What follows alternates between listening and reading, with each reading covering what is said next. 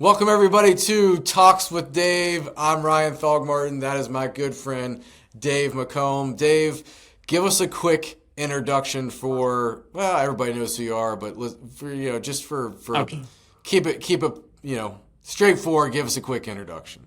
sure.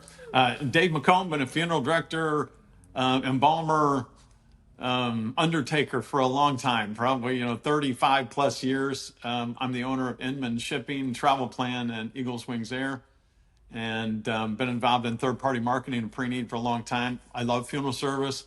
Funeral service is a valuable service to what goes on in the world, and I'm here to talk about it. I love it. I love it. It is valuable, and you've done just about everything in this space, which is pretty awesome. So let's talk about pre-need today.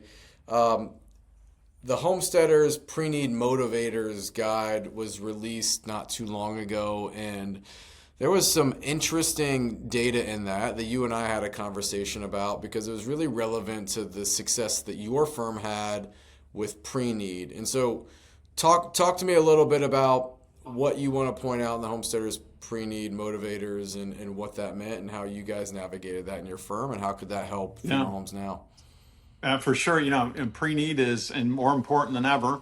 Um, and to not have a pre-need thing is to say that you don't think your competitors are doing, so you don't need to do it. But one of the things that homesteaders pointed out in there was the amount of time that it takes from somebody to get interested in pre-arrangement and before they actually sign the contract.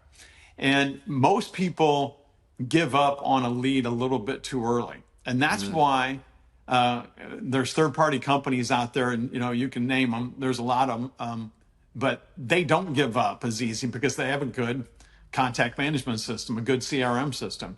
And in the report that I'm looking at here, the largest category when people did their prearrangements was 2 years after the first contact with the funeral home. That's when they completed. It was almost 30%. And within the first contact, it's only like 10%. And so it's imperative to have an ongoing effort to keep up with the person you're talking to create that relationship, because people don't just want to jump into this. They want to form a relationship and then work into it.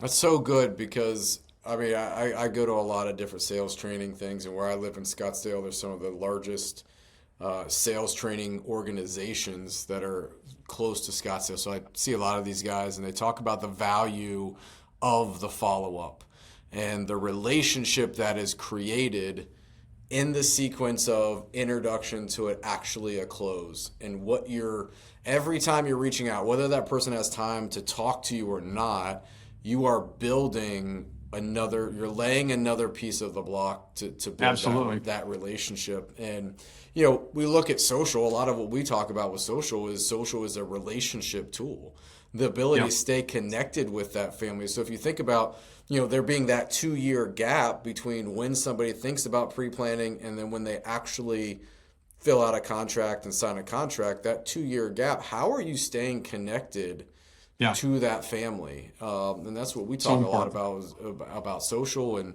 you're talking about the follow up and making sure that the team is following up. And you told me a story that you may call somebody and they may be like, I don't have time to talk right now, I'm building a porch. And if you have the right Right. system, you can put that in the notes, and the next time you follow up, you can ask That's right. specifically about that porch. The more you know about somebody, the deeper the connection goes. So Yeah, that's so true. Early in my pre-need career, I was really fortunate to be able to spend some time with Stewart Enterprises down in Tampa, Florida. I did an internship at FT Blunt, and they had this terminology. Now, this is just funeral service terminology, not to be thrown out in the public. And they always said a lead is a lead until they buy or die. And you might have heard that, but that is true. But when you have good software and you have a good CRM, it makes that real. And in the past, when we did pre-need, we had people that were in our system 22, 20, 25 years. wow. And I tell you, some of the notepad section of the database was 25, 30 pages long, because we required the people that were setting appointment and the pre-need counselors to make what we called meaningful entries in the database before they ended the call and on to the next. And if you're an outsider looking at this, what is this? Well, what that is, that's a relationship on That's right. paper. Yeah. And if the person calls back, just simply reviews the last number of entries and maybe go down to see where the call started and what the lead source was, you're going to have a much more productive call than you are just calling some name. So good. So good. All right. The other thing I want to ask you about relates to shipping, which is, what you do now and a part of what you do now. And there was a survey done by Johnson Consulting that showed the dissatisfaction that people had with shipping and the dramatic decline in satisfaction since really like 2019 in shipping. Yeah. Now, there's some scenarios that you talk to me off camera about that probably had great impact on that. But why would a consumer pick out the shipping company and be dissatisfied with the shipping company? Like what? Talk to me about that. Yeah, well, this is the consumer research that Johnson Consulting did.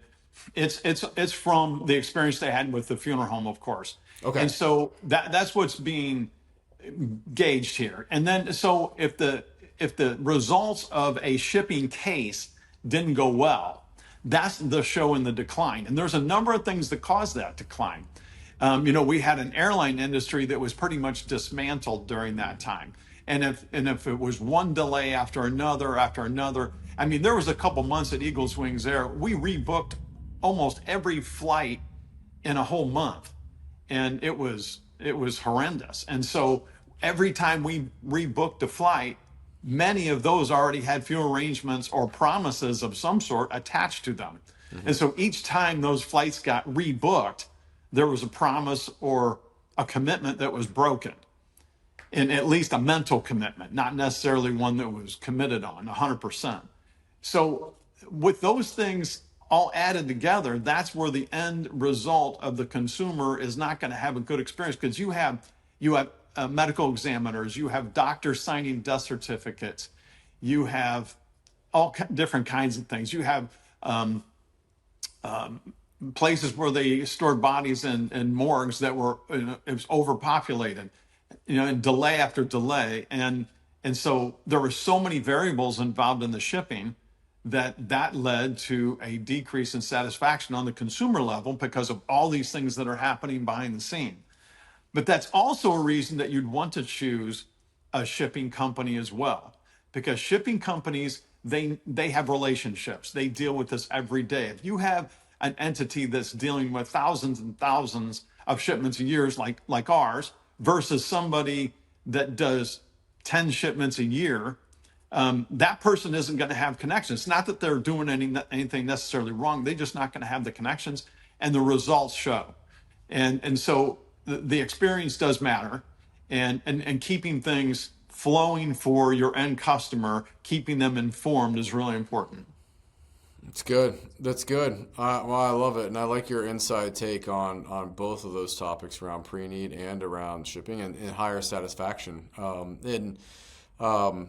Yes, I would imagine that using a company that does this every single day, hundreds of times, thousands of times, is valuable, because those relationships, the same thing we're talking about on the pre-need side, keeping those relationships, you can get things done.